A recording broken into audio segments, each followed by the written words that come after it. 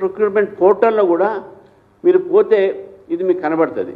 ఇది నేను ఇచ్చినట్టు ఫిగర్ కాదు, ఇది గవర్నమెంట్ ఆఫ్ ఇండియా ఇచ్చిన figure, food corporation of India ఇచ్చినటువంటి ఫిగరు. ఈ ఫుడ్ కార్పొరేషన్ ఆఫ్ ఇండియా ఏదైతే రీఇంబర్స్మెంట్ చేస్తుందో దానికి సంబంధించినటువంటి ఒక ఫిగర్ ఇది. ఇప్పుడు నేను రాష్ట్ర ప్రభుత్వాన్ని అడుగుతాను, మేము అన్ని లక్షల ధాన్యం కొన్నాం, ఇన్ని లక్షల ధాన్యం కొన్నాం, ప్రొక్యూర్ చేసినాం, ఎక్కడ చేశారండి మీరు? అసలు మీకు సోయనే లేకుండే. మార్చి 25 నుంచి కొనుగోలు చేయాల్సినటువంటి కేంద్రాలలో కొనుగోలు స్టార్ట్ చేయకుండా మీరు చేసింది ఏప్రిల్ 25 తారీఖు నాడు. అంటే ఒక నెల ఆలస్యం.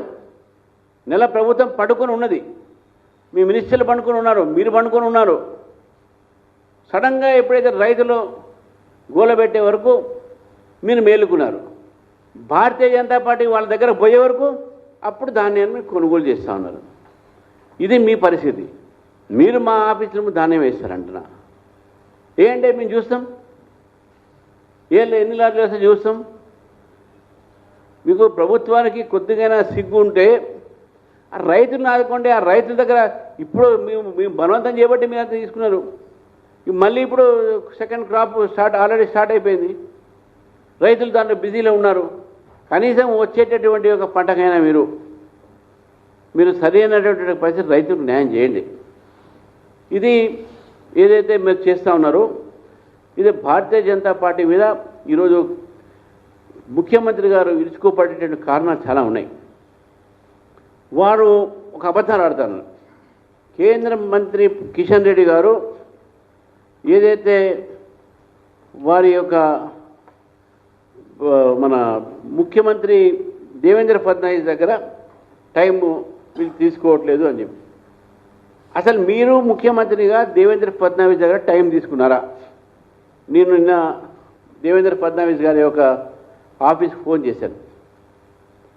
ఒక 1 month బ్యాక్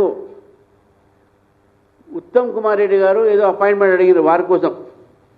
అది దేనికోసం అడిగారు మనకు తెలియదు, వారి కోసం అడిగారు. అక్కడ ఎటువంటి రిక్వెస్ట్ తెలంగాణ ముఖ్యమంత్రి దగ్గర నుంచి లేదు, దేవేంద్ర ఫడ్నవీస్ గారి దగ్గర ఆ ఆఫీస్ లేదు. వీళ్ళు అడగలే. ఈయన ముఖ్యమంత్రి అపాయింట్మెంట్ అంటే కిషన్ రెడ్డి అడగాలంట. ఇది ఆలోచిస్తున్నాం మనం. ముఖ్యమంత్రి ప్రజలు చేసింది నిన్ను, అది మర్చిపోయి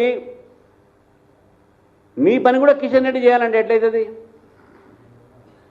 చెప్పండి? మీ పని కిషన్ రెడ్డి ఎందుకు చేయాలి? మరి చెప్తారు వీళ్ళు అసలు పట్టించుకోవట్లేదు అంట. అసలు పట్టించుకోవట్లేదు కిషన్ రెడ్డి గారు. మెట్రో గురించి మాట్లాడారు. మెట్రో గురించి ఈరోజు భారతీయ జనతా పార్టీ ప్రభుత్వమే లేకుంటే, నరేంద్ర మోదీ గారి యొక్క కాంట్రిబ్యూషన్ లేకుంటే, కేంద్ర ప్రభుత్వము ఎల్ఎన్టీకు మొత్తం అక్కడి నుంచి దీన్ని విడుదల చేసి రాష్ట్ర ప్రభుత్వానికి మెట్రో ఇవ్వాలంటే అవన్నీ కూడా మొత్తం కూడా కేంద్ర ప్రభుత్వం యొక్క సహకారంతో జరిగింది. అది ఆర్థిక సహకారం కావచ్చు, లాజిస్టిక్ కావచ్చు. దాని మీద అబద్ధాలు ఆడతారు.